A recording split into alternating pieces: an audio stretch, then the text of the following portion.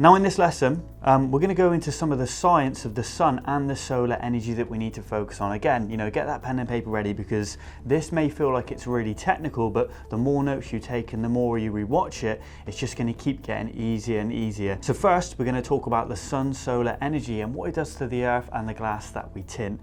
Now, the three sources of solar energy that we need to focus on are ultraviolet rays, also known as UV rays. We have visible light, and we have infrared radiation, also known as IR. Now to us, only one of these sources we can actually see with our eyes, and that is of course visible light. The other two, ultraviolet rays and infrared rays, are not visible to the naked eye, but we do have instruments that can make it possible for us to see these energy sources.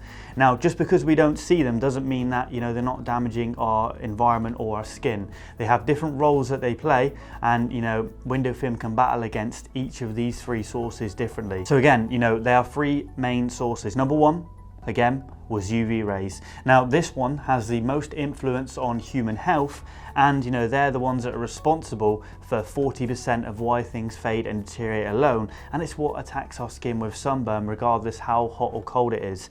This is why you can still get sunburn through the clouds. These UV rays can actually pass through the clouds. For instance, sun cream, this offers UV protection. Window film is the equivalent of 1000 SPF sun cream, and a study shown by the Newcastle Universal scientists show that visible light and infrared rays cannot cause sunburn alone, nor are they a cancer risk. These UV rays alone are responsible for this.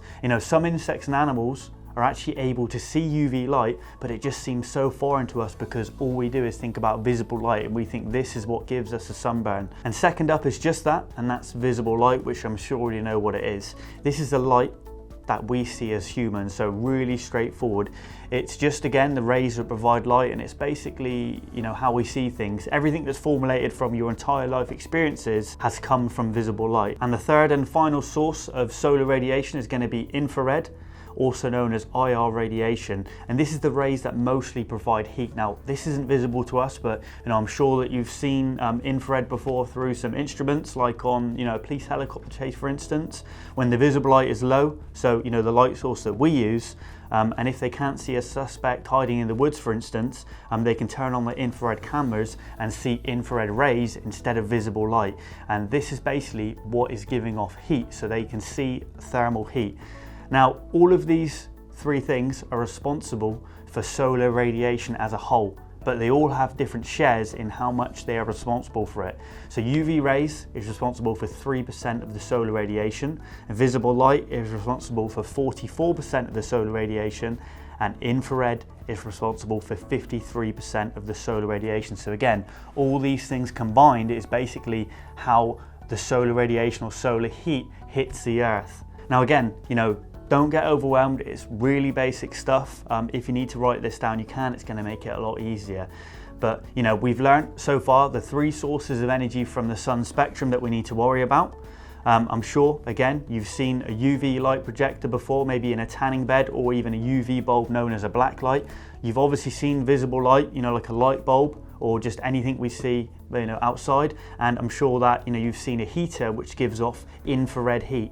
Now when you combine all of these three things into one, the sun's energy emits all of these three things at once. It beats it down on the earth. Now when all of these three sources of energy we've talked about are packaged into a combination of solar energy, when it hits an object, that object is going to have three choices of how it wants to deal with it. It can reflect the solar energy away, it can absorb it into itself, or it can transmit it. Really simple, there's three things it can do. Now this is known as the RAT equation: reflectance, absorbance, and transmittance. Now all of this is always going to equal 100. So for instance, if this energy hits the black seats on your car, so the energy from the sun with these three things all packaged up hits the seats in your cars, it's black. So it's not going to reflect any heat away, and it cannot transmit anything through itself like glass. So the only option it has is to absorb all of this energy into itself. And this is why when you get in your car sometimes, the black seats can be really, really hot, because it has no choice other than to absorb all of the energy into itself. And now if we talk about snow, the complete opposite, this is white. it cannot absorb barely any of this energy because it's white, and it cannot allow it to pass through it. So the choice that this is going to have is to reflect it.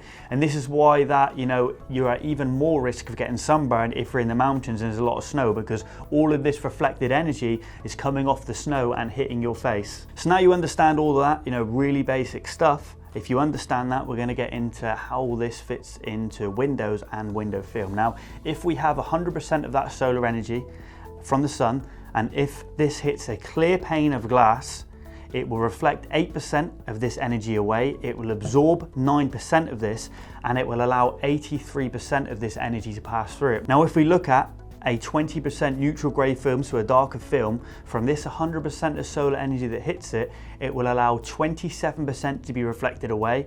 It will now absorb a massive 52% of this energy, again being a blacker finish, and it will transmit 21% through itself. And the detail that we need to focus on here is going to be the absorbance. Pretty much everything on this planet will expand when it absorbs heat from the sun. And the darker the film you choose, the more that it's going to absorb this energy. So it doesn't just, absorb it into itself, into a sheet of window film. It's going to absorb it into the glass that is installed on. And again, when it absorbs this energy, it's going to cause it to expand. And the more energy it absorbs, the more it expands. So you have to think about that. This is the glass that can expand because we've installed a window film that absorbs heat. So now here's where it gets, really interesting and where our expertise are going to come into play. Now, glass is designed to absorb heat and expand freely, which it does no problem at all. Glass can absorb heat, no problem at all. Glass doesn't crack because it's absorbed too much heat. In most cases relating to window film, glass cracks because it's absorbed heat and it's trying to expand, which is again what it can do, only to be met by the cooler glass, so the colder glass that is around the edges that are behind the frame. They're protected from the solar energy behind the frame, so the glass around the edge is going to be cold, and this can crack a lot easier, especially when it's met by warm glass. So what happens is when the glass expands, it hits these cold sections around the edge of the glass, which again can crack easier, and these two clash, which can cause it to crack. So again, glass expands completely fine and contracts completely fine. But what it doesn't do is when it meets a cold area of the glass that is a lot weaker and it doesn't want to move, and these two clash and it can cause it to crack. Now, this is called a thermal stress crack, and it's more likely to happen on weaker glass types. The stronger glass types, like tempered, which we're going to go through, are a lot less likely to crack. But we have to identify, which glass can absorb which amounts of energy before we have any problems. Now again, when it comes to knowing what film you can install to what type of glass and if it absorbs too much heat to cause problems, really luckily for you, this is already calculated with film to glass charts. And you're not expected to turn up to jobs and start making calculations on the glass or anything like that. Again, the top suppliers like us have already done all of these calculations for you. We know the maximum absorbance of all the different types of glass and their different limits. It's really straightforward. We're just going to go deeper into how they come up with these calculations. And this isn't just a simple window film problem. Glazing companies also have to be really careful when they're installing glazing systems, and thermal stress has to be calculated into all the different projects they do.